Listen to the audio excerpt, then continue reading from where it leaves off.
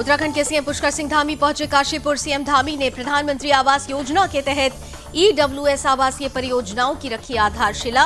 योजना के तहत 9 आवासीय परियोजनाओं का शिलान्यास।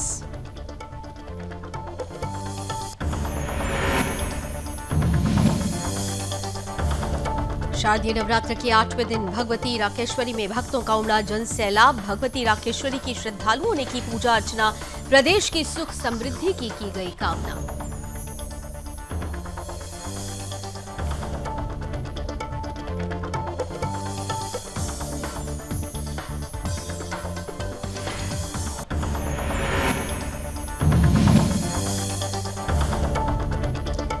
राज्यपाल गुरमीत सिंह केदारनाथ धाम पहुंचकर बाबा केदार की पूजा अर्चना करते आए नजर। तीर्थ पुरोहितों ने राज्यपाल का किया भव्य स्वागत। राज्यपाल ने प्रदेश की सुख समृद्धि की बाबा से की कामना।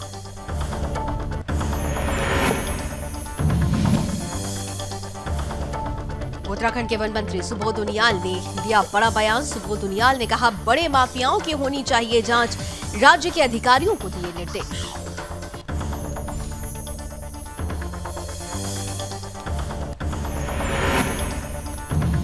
और उत्तराखंड में 24 सालों से ग्वास गांव के रहने वाले ग्रामीण आज भी कर रहे हैं विस्थापन का इंतजार।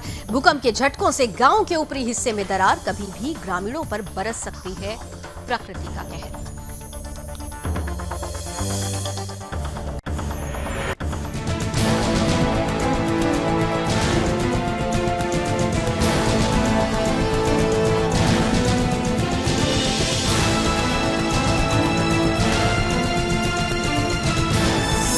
आप देख रहे हैं सुदर्शन न्यूज। नमस्कार, सुदर्शन न्यूज देख रहे हैं आप। आपके साथ मैं हूं लावनी विनीत। अपना उत्तराखंड का समय हो चुका है और उत्तराखंड में सबसे पहले बात करते हैं सीएम पुष्कर सिंह धामी के काशीपुर दौरे की, जहां पर सीएम धामी का लोगों ने जमकर स्वागत किया है। जोरदार स्वागत हुआ है और इस दौरान सीएम धामी ने काशीपुर के उदयराज हिंदू इंटर कॉलेज में प्रधानमंत्री आवास योजना के तहत ईडब्ल्यूएस आवासीय परियोजना की आधारशिला रखी। उन्होंने कहा कि इसके तहत 9 आवासीय परियोजना का शिलान्यास किया गया है, जिसमें 7,776 मकान बनेंगे, जो सितंबर 2024 तक पूरे हो जाएंगे।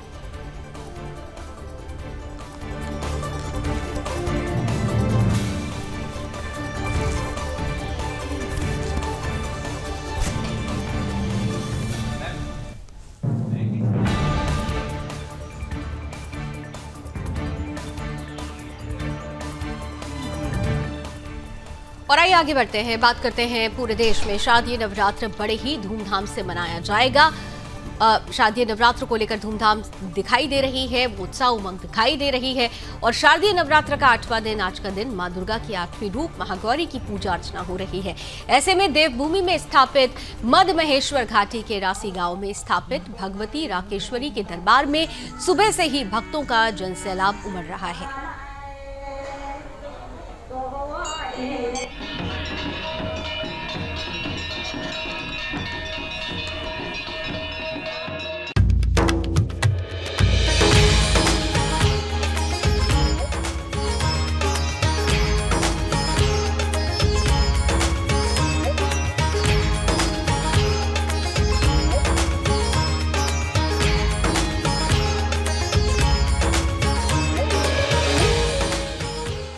आज शारदीय नवरात्रि का 8वां दिन है।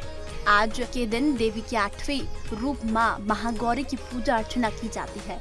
वहीं शारदीय नवरात्रि के 8वें दिन देवभूमि में स्थापित मद महेश्वर घाटी से कुछ दूरी पर रासी गांव में भगवती राकेश्वरी का मंदिर है। वैसे तो हमेशा मां राकेश्वरी के मंदिर में भक्तों का तांता लगा रहता है, लेकिन शारदीय नवरात्रि के मौके पर भक्तों का मंदिर में जाना आना लगा रहता है। ऐसे में आज नवरात्रि के 8वें दिन सुबह से ही भगवती राकेश्वरी के दरबार में भक्तों का तांता लगा रहा। सुबह से ही भक्त लाइन में खड़े होकर मां भगवती की पूजा करने के लिए इंतजार कर रहे थे। सुबह से ही भक्तों का आना शुरू हो गया था। वहीं आज भक्तों ने मां दुर्गा की पूजा अर्चना की, साथ ही देश प्रदेश के सुख समृद्धि की कामना की। बता दें कि भगवती राकेश्वरी का शक्तिपीठ है, जो कि तप स्थली के रूप में विख्यात है। देवभूमि में स्थित राकेश्वरी मंदिर में सुबह से ही सैकड़ों की तादाद में श्रद्धालुओं की भीड़ देखने को मिली। मानो पूरे मंदिर में भक्तों का जनसैलाब उमड़ा।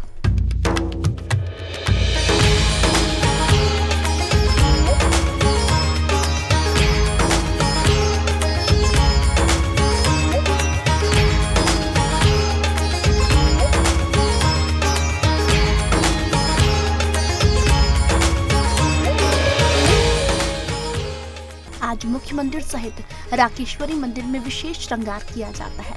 नवरात्रों में विद्वान आचार्यों के वैदिक मंत्रोच्चार से राकेश्वरी मंदिर का वातावरण भक्तिमय बना हुआ है। राकेश्वरी मंदिर का महात्म्य केदारखंड में विस्तृत से किया गया है। इस स्थान पर चंद्रमा को गुरु बृहस्पति से श्रेय रोग से मुक्ति मिली थी। ऐसी मान्यता है कि श्रेय रोग से पीड़ित व्यक्ति राकेश्वरी मंदिर में मन्नत मांगता है, उससे श्रेय रोग से मुक्ति मिल जाती है। राकेश्वरी मंदिर में साल भर ग्रामीणों की तरफ से धार्मिक अनुष्ठानों का आयोजन किया जाता है। साथ ही समय समय पर भगवती राकेश्वरी विभिन्न गांवों का भ्रमण कर ग्रामीणों को आशीर्वाद देती है। चारों दिशाओं के भ्रमण के बाद विशाल महायज्ञ का आयोजन किया जाता है। भगवती राकेश्वरी के दरबार में हर भक्त की मनोकामनाएं पूर्ण होती है। बता दें कि पंच केदार में द्वितीय केदार भगवान मदमहेश्वर की चल विग्रह उत्सव डोली जब कैलाश से ऊखीमठ के लिए रवाना होती है तो एक रात्रि प्रवास राकेश्वरी मंदिर में करने पर भगवती राकेश्वरी व भगवान मदमहेश्वर की डोली मिलन के सैकड़ों भक्त साक्षी बनकर पुण्य के भागी बनते हैं। भगवती राकेश्वरी के मंदिर में जो भक्त अपने श्रद्धा सुमन अर्पित करते हैं उसके सभी मनोरथ पूर्ण होते हैं। वहीं यहाँ के लोगों का कहना है कि भगवती राकेश्वरी में वर्ष भर श्रद्धालुओं का आवागमन जारी रहता है। वहीं आज 8वें दिन मंदिर को विशेष रूप से सजाया गया है। साथ ही आगामी नवमी पर्व पर श्रद्धालु द्वारा भगवती राकेश्वरी को विशेष रूप से सजाया जाएगा। वहीं भगवती राकेश्वरी में दर्शन करने से अपार आनंद की अनुभूति होती है। सुदर्शन न्यूज से प्रीति झा की रिपोर्ट।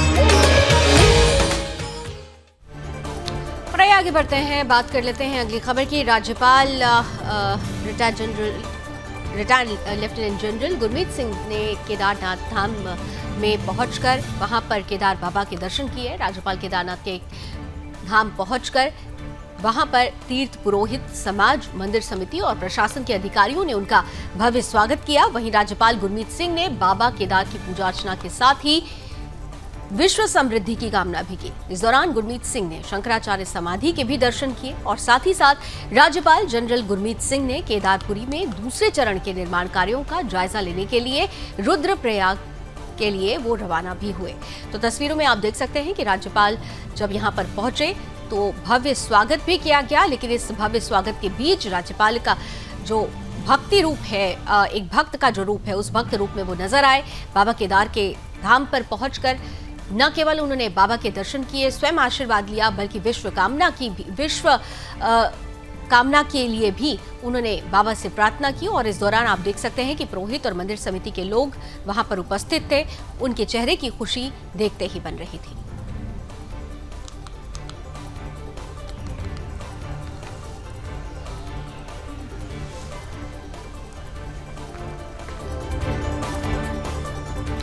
और इधर देहरादून राज्य के वन मंत्री सुबोध उनियाल ने बड़ा बयान दिया है। उत्तराखंड के वन मंत्री सुबोध उनियाल ने यह बड़ा बयान देते हुए कहा है कि राज्य में जारी वन सरकारी जमीनों पर कब्जे की जांच मामले में बड़े माफिया पर जांच होनी चाहिए।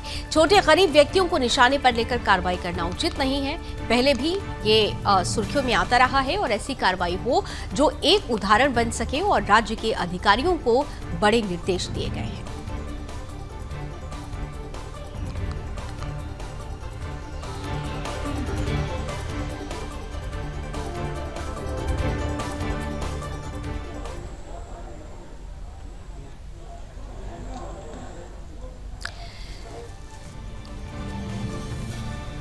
तो वन मंत्री सुबोध उनियाल की तरफ से ये बड़ा बयान आया है। पहले भी आपने देखा है कि जो वन क्षेत्र हैं वहां पर किस तरीके से अवैध अतिक्रमण देखा गया, मजहबी अतिक्रमण देखा गया है, लैंड जिहाद यहां पर बढ़ता हुआ नजर आया है। लेकिन अब वन मंत्री का ये कहना है कि इस तरीके की जो भी घटनाएं सामने आ रही हैं, उन घटनाओं में छोटे लोगों के बजाय, गरीब लोगों के बजाय जो बड़े माफिया उनके पीछे काम कर रहे हैं, जो बड़ी शक्तियां काम कर रही हैं, उनकी जांच होनी चाहिए, उनकी स्क्रूटनी होनी चाहिए। और इसीलिए उन्होंने उस जांच के तहत सही प्रक्रिया अपनाई जाए, इसके लिए निर्देश भी दिया अधिकारियों को और ये भी कहा कि जो भी लोग इस कृत्य में शामिल हैं, अगर कोई नेक्सस काम कर रहा है वन्य क्षेत्र में इस मजहबी अतिक्रमण को बढ़ावा देने के लिए, तो उस नेक्सस का भंडाफोड़ भी होना ही चाहिए।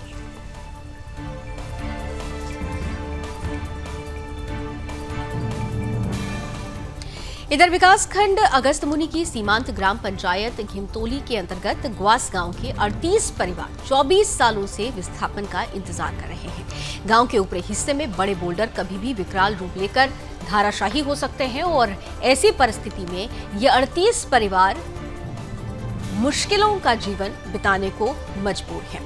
गांव के 38 परिवारों पर प्रकृति का कहर कभी भी बरप सकता है। इस मामले में ग्रामीणों की तरफ से शासन प्रशासन से कई बार गुहार लगाई गई है कि उन्हें विस्थापित किया जाए, लेकिन सरकारी हुक्मरानों की तरफ से ग्रामीण की फरियादों को बार बार अनदेखा किया जा रहा है।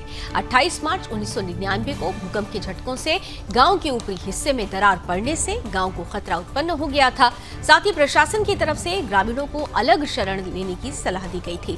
प्रशासन के आदेश के अनुसार ग्रामीण कई महीनों तक खेतों में खुले आसमान के नीचे रात गुजारने के लिए विवश हो गए थे। गांव के ऊपरी हिस्से में दरार पड़ने के 24 साल बाद भी गांव के 38 परिवारों का विस्थापन न होने से ग्रामीण जीवन मौत के साए में दिन गुजारने को मजबूर है। भविष्य में अगर प्रकृति विकराल रूप धारण करती है तो गांव के ऊपरी हिस्से के बड़े बोल्डर गांव पर ही आकर गिरेंगे और किसी बड़ी घटना के घटित होने की संभावनाओं से फिर इनकार नहीं किया जा सकता है। इसके साथ ही साथ ग्रामीणों ने शासन प्रशासन से मदद की गुहार लगाई है और कहा है कि जल्द से जल्द उनके लिए शासन को सोचना चाहिए।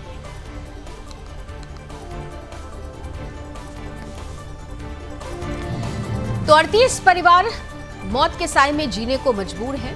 आपको बता दें कि जिस जगह पर ये गांव उपस्थित है 24 सालों से ये इंतजार हो रहा है कि इस गांव को यहां से शिफ्ट किया जाए, क्योंकि जिस तलहटी में ये गांव स्थित है वहां पर हमेशा ये खतरा बना रहता है कि कभी भी यहां पर अगर भूस्खलन होता है तो भूस्खलन के जरिए बड़े बड़े बोल्डर्स इन 38 परिवारों पर, यानी 38 परिवारों वाले इस छोटे गांव को पूरी तरह से खत्म कर सकता है।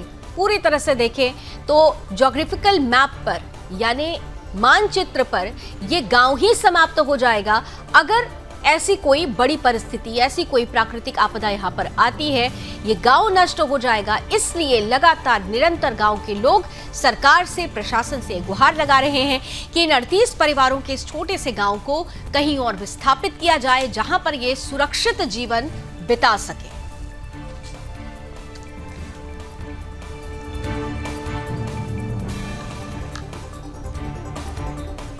इधर प्रदेश की महिला और बाल विकास मंत्री रेखा आर्या लालकुआं स्थित खड़गपुर गांव पहुंची। उन्होंने 1 महीने पहले ही हत्या करके मारी गई मृतका अंजलि आर्या के परिजनों से मुलाकात की।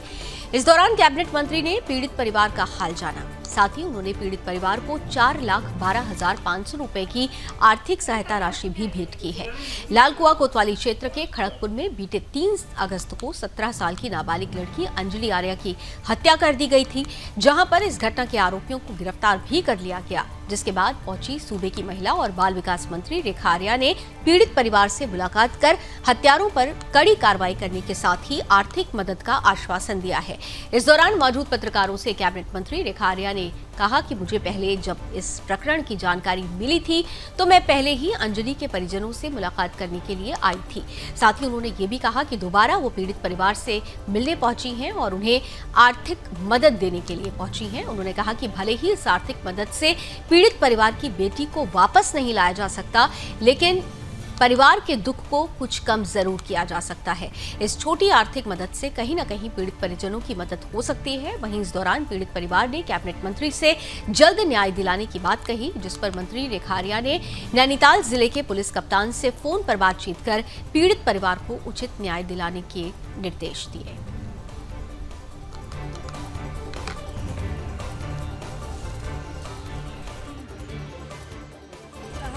संतोष हमारा तो संतोष जब मिलेगी तब उसे फांसी होगी। एक आपका बड़ा है, वो वहाँ गए थे मुख्यमंत्री जी के पास, उनने ग्वाला का वो उठाया, स्टेडियम का उठाया, उनने एक बार हमारी बेटी का नाम नहीं लिया। हमारी भी तो क्या कहते हैं बेटी की निर्मम हत्या हुई है, उन्हें बोलना चाहिए था वहाँ, एक बार तो आते थे वहाँ मुख्यमंत्री जी से कहना चाहिए था हमारे बारे में। उन्होंने नहीं कहा, वो हमने उनको विधायक बनाया, उन्हें आना चाहिए था हमारे पास। इस बात का हमको बहुत दुख है कि वो हमारे पास नहीं आए, उन्होंने हमारे बेटी के बारे में कुछ भी नहीं कहा। मैं समझती हूँ कि बहुत रेयर ऑफ द रेयरेस्ट मामले में एक बच्ची का अपहरण और अपहरण होने के उपरांत में उसका धड़ से सर अलग करना और उसकी छाती पर रखना अपने आप में नफरत की पराकाष्ठा या जुर्म की पराकाष्ठा या जघन्य अपराध की भी पराकाष्ठा वो थी। और उस घटनाक्रम में एक माँ के साथ में, चूँकि मैं भी एक माँ हूँ, अपनी जो संवेदना व्यक्त कर सकती थी। पूर्व में जब जानकारी मिली मैं तब भी आपके मध्य में आई थी। परिवार को अपनी ओर से और सरकार की ओर से जो सांत्वना हो सकती थी वो देने का काम किया। और उसी परिप्रेक्ष्य में चूँकि महिला SC से हैं और अनुसूचित जाति से हैं तो उनकी सुनवाई में कहीं कोई कमी ना रह जाए, ये ढाढ़स बधाने भी यहाँ पर मैं पहुँची थी। और उस वर्ग विशेष के तहत में जो कोई भी अनुमानित धनराशि इसमें हो सकती थी, उस अनुमानित धनराशि के सापेक्ष जो है 50% धनराशि आज उनको दे दी गई है और शेष 50% धनराशि उनको समय रहते मिल जाए, उसके लिए समाज कल्याण के अधिकारी को निर्देशित कर दिया है। तो 3 अगस्त को अंजलि आर्या की निर्मम हत्या कर दी गई थी और इसके बाद से ही लगातार न्याय की गुहार के लिए परिवार न्याय की गुहार लगा रहा था। इन सब के बीच जो दोषी थे उन्हें गिरफ्तार कर लिया गया है, लेकिन परिवार ये कह रहा है कि उन्हें फांसी की सजा होनी चाहिए क्योंकि उन्होंने उनकी मासूम बेटी की हत्या की है। और ऐसे में उस वक्त भी आक्रोश था और उस वक्त भी रेखा आर्या मिलने के लिए पहुंची हुई थी परिजनों से। और एक बार फिर से बाल विकास मंत्री रेखा आर्या लालकुआं पहुंचती हैं, पीड़ित परिवार से मुलाकात करती हैं और इस मुलाकात के दौरान इस परिवार को आर्थिक मदद दी गई है। मंत्री रेखा आर्या का ये कहना था कि जो धनराशि परिवार को दी जा रही है उससे उनकी बेटी तो वापस नहीं आ सकती, लेकिन दुख जरूर कम हो सकता है। और इस दौरान उन्होंने पीड़ित परिवार को पूर्ण रूप से आश्वासन दिया है कि उनकी बेटी को न्याय मिलेगा, संपूर्ण न्याय मिलेगा और दोषियों के खिलाफ सख्त से सख्त सजा की कार्रवाई होगी।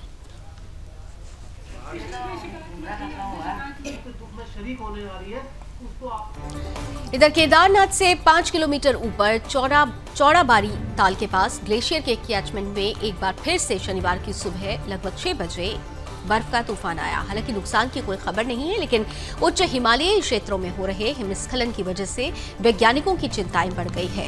ये वजह क्या है कि 1 महीने के अंदर केदारनाथ क्षेत्र में एवलांच यानी हिमस्खलन की 3 घटनाएं एक के बाद एक हुई हैं। इसकी क्या वजह हो सकती है, आइए विस्तार से समझाते हैं हमारी इस रिपोर्ट में।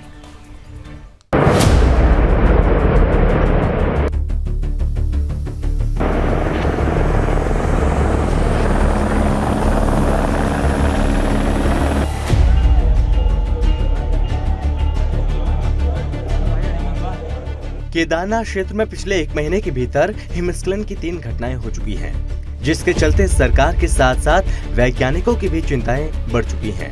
हाल ही में चौड़ाबाड़ी ताल के पास ग्लेशियर के कैचमेंट के पास बर्फ का तूफान आया।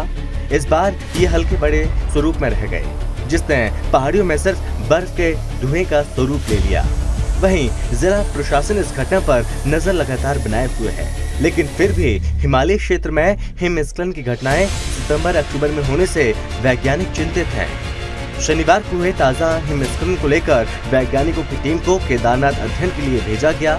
हालांकि इंस्टीट्यूट के वैज्ञानिकों का मानना है कि जलवायु परिवर्तन के चलते जहां गर्मी और बारिश में बदलाव देखने को मिल रहा है, तो वहीं उच्च हिमालय क्षेत्रों में सितंबर-अक्टूबर महीने में ही बर्फबारी होने से हिमस्खलन की घटनाएं लगातार हो रही हैं। फिलहाल उच्च हिमालय क्षेत्रों में सितंबर-अक्टूबर में हो रही बर्फबारी ग्लेशियरों की सेहत के लिए तो ठीक है, लेकिन हिमस्खलन की घटनाएं थोड़ी चिंताजनक हैं। वहीं वैज्ञानिकों का कहना है कि केदारनाथ क्षेत्र में हिमस्खलन की जो घटनाएं हुई हैं, उससे फिलहाल ज्यादा चिंता करने की जरूरत नहीं है। साथ ही कहा कि उच्च हिमालय क्षेत्रों में अभी इतनी ज्यादा बर्फबारी नहीं हुई कि भारी हिमस्खलन के साथ ही ग्लेशियर के टूटने की घटनाएं हों। दरअसल जिन क्षेत्रों में हिमस्खलन की घटनाएं हुई वे उच्च हिमालय क्षेत्र हैं और वहां पर पहाड़ों पर तीव्र ढलान है, जिससे ग्लेशियर पर गिरने वाली बर्फ गुरुत्वाकर्षण के चलते तेजी से नीचे खिसक रही है।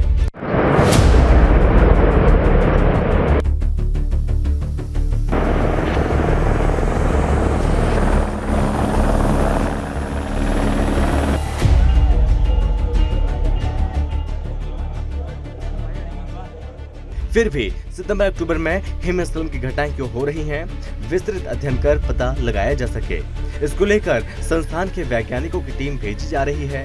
हिमाचल प्रदेश में चंबा घाटी, कुल्लू घाटी और किन्नौर घाटी के अलावा उत्तराखंड में चमोली और रुद्रप्रयाग के उच्च हिमालय क्षेत्र हिमस्खलन के लिहाज से बेहद संवेदनशील है। यहाँ पर पूर्व में हिमस्खलन की बड़ी घटनाएं हो चुकी हैं। खतरों के लिहाज से हिमस्खलन की 3 श्रेणियां होती हैं। पहला, रेड जोन क्षेत्र, जहां पर हिमस्खलन में बर्फ का प्रभावी दबाव 3 टन प्रति वर्ग मीटर होता है। इतनी ज्यादा मात्रा में बर्फ के तेजी से नीचे खिसकने से भारी तबाही होती है।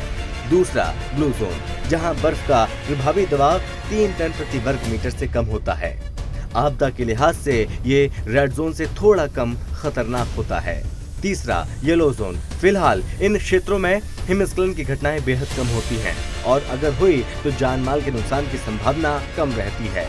ऐसे में अब हिमालयी क्षेत्रों में हो रहे हिमस्खलन की वजह से वैज्ञानिकों को चिंता सताने लगी, जिसके चलते जिला प्रशासन इस घटना पर नजर बनाए हुए है, तो वहीं वैज्ञानिक भी हिमस्खलन की वजह पता लगाने में जुटे हुए हैं। सुदर्शन न्यूज से प्रीति झा की रिपोर्ट।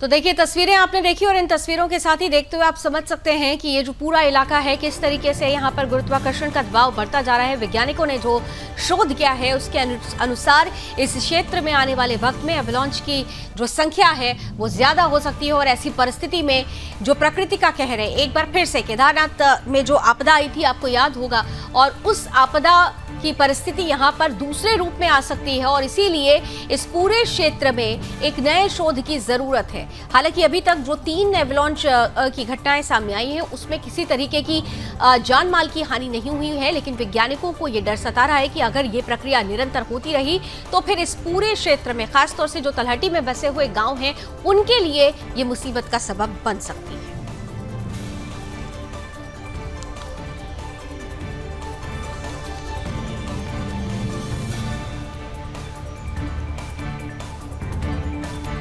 इधर उत्तराखंड के जिला प्रशासन की तरफ से खटीमा तहसील के मुंडेली में प्रस्तावित अमृत सरोवर कार्य योजना में बाधक बन रहे स्थानीय अतिक्रमणकारियों को खटीमा तहसीलदार शुभांगिनी ने एक बार फिर से अपने अतिक्रमण हटाने को लेकर फाइनल नोटिस भेजा है।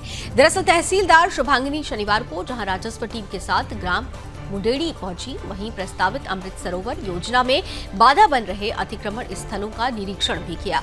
तहसीलदार ने अतिक्रमणकारी स्थानीय ग्रामीणों से मुलाकात की और उनसे अपने अतिक्रमण को जल्द से जल्द तोड़े जाने की बात कही। इस अवसर पर स्थानीय मीडिया से बात करते हुए तहसीलदार शुभांगिनी ने बताया कि जिला प्रशासन की तरफ से खटीमा के मुंडेली में अमृत सरोवर योजना जहां प्रस्तावित है, वहीं ग्राम मुंडेली में स्थानीय निवासियों ने निर्माण स्थल पर शौचालय और कुछ भवनों के निर्माण किए हैं। उन्होंने कहा कि पहले कई नोटिस जारी की गई और बाद में जहां अभी तक अतिक्रमणकारियों ने अपने जो उन्होंने अतिक्रमण कर रखा है उसे हटाया नहीं है, इसके चलते एक बार फिर से उन्हें ग्राम मुंडेली पहुंचकर अमृत सरोवर योजना को आगे बढ़ाने के लिए अतिक्रमणकारियों को फाइनल नोटिस जारी कर 2 से 3 दिन के अंदर अपने अतिक्रमण हटाने के निर्देश दिए। इस बीच तहसीलदार ने कहा कि अगर ग्रामीणों की तरफ से ये अतिक्रमण नहीं हटाया जाता तो प्रशासन की तरफ से अतिक्रमण को हटवाया जाएगा, इसकी कार्रवाई होगी और इस कार्रवाई में जो भी व्यय होगा वो अतिक्रमणकारियों से ही वसूला जाएगा। सरोवर जो योजना चल रही है हमारी, उसके तहत यहाँ अमृत सरोवर ग्राम पंचायत मुंडेली में प्रस्तावित है, पर कई बार नोटिस दिए जाने के बाद और पर्सनली इन लोगों को बोलने के बाद भी यहाँ पर जो अवैध अतिक्रमण जैसे शौचालय और कुछ एक बिल्डिंग वगैरह है वो नहीं तोड़ी गई हैं। तो आज इनको फाइनल नोटिस दिया गया है कि विदिन 2-3 डेज ये लोग इस अवैध अतिक्रमण को हटा दें, वरना प्रशासन की तरफ से हटवाना पड़ेगा और उसके बीच में जो भी हर्जा खर्चा होगा वो इनके द्वारा दिया जाए। इधर अंकिता हत्याकांड को लेकर पूरे देवभूमि में आक्रोश अब भी फैला हुआ है। ऐसे में हर जगह विरोध प्रदर्शन हो रहा है और इसी कड़ी में जनपद पौड़ी में अंकिता हत्याकांड के विरोध में राजनीतिक और गैर राजनीतिक संगठनों की तरफ से उत्तराखंड बंद का आह्वान किया गया।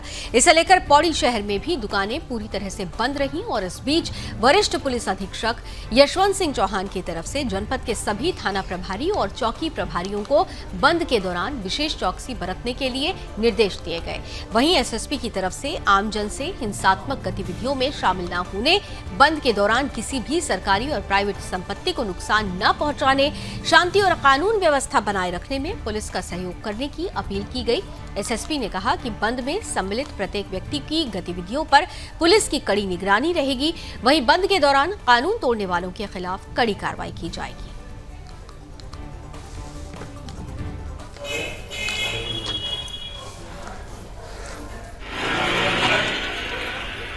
तो अंकिता हत्याकांड के विरोध में अभी आक्रोश थमने का नाम नहीं ले रहा है। पौड़ी की बेटी 19 साल की अंकिता, जिसकी निर्मम हत्या की गई थी, इसके बाद से ही लगातार दोषियों के खिलाफ फांसी की मांग उठ रही है और इसी कड़ी में जो राजनीतिक दल हैं, जो गैर राजनीतिक दल हैं, जो संस्थाएं हैं, जो हिंदू संगठन हैं, वो तमाम सड़कों पर उतरकर अपना रोष, अपना आक्रोश व्यक्त कर रहा है। और इस कड़ी में अब पौड़ी में कई संगठनों ने बंद का आह्वान किया था। इस बंद को संपूर्ण पौड़ी क्षेत्र में समर्थन मिला। आप तस्वीरें देखिए कि यहाँ पर एक भी दुकान नहीं खुली थी और इन दुकानों के बंद होने का जो संदेश है वो सीधा है कि अंकिता हत्याकांड के दोषियों को जल्द से जल्द फांसी की सजा।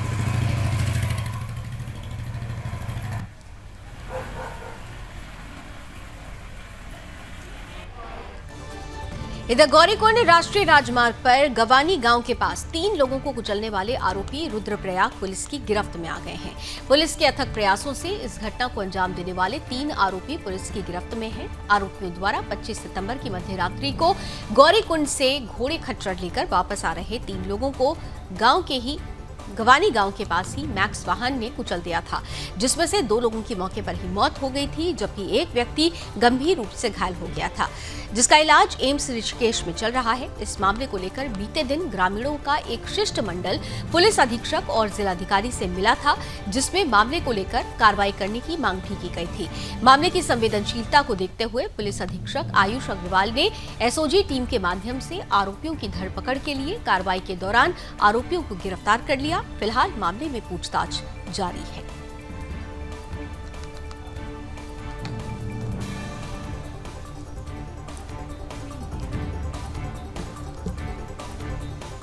और चलिए इसी के साथ अपना उत्तराखंड में अभी बस इतना ही। देश और दुनिया की तमाम खबरों के लिए आप जुड़े रहिए सुदर्शन न्यूज के साथ। जय हिंद।